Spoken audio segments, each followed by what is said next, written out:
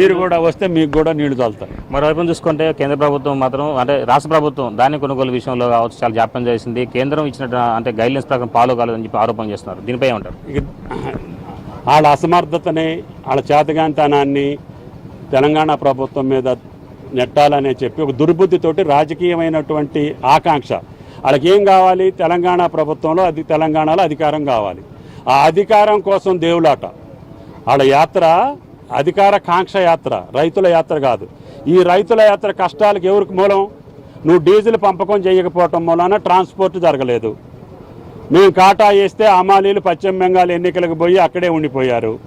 Gunny bags కూడా బంగ్లాదేశ్ నుంచి jute రావాలి, బెంగాల్ నుంచి గన్నీ బ్యాగ్స్ రావాలి.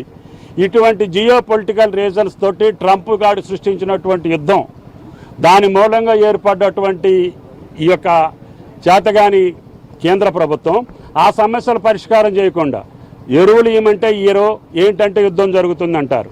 డీజిల్ ఇవ్వమంటే ఎవరు, పెట్రోల్ ఇవ్వమంటే ఇయ్యరు, ఏంటంటే మాకు నవకలు రాలేదు, యుద్ధం జరుగుతుందంటారు.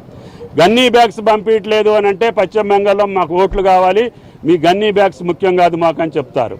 ఇక్కడ ధాన్యం కాటా వేసిన పట్టుకెళ్ళి మరి ఎంఎస్పీకి మీరు పెట్టుకోండి అని అంటే అది మా బాధ్యత కాదు, మీరే బాధ్యత తీసుకోవాలని చెప్పి వాళ్ళ బాధ్యతని మా భుజాల మీద వేసి మా భుజాల మీద తుపాకు పెట్టి రైతులను కాల్చాలనుకుంటే రైతులు అమాయకులు కాదు.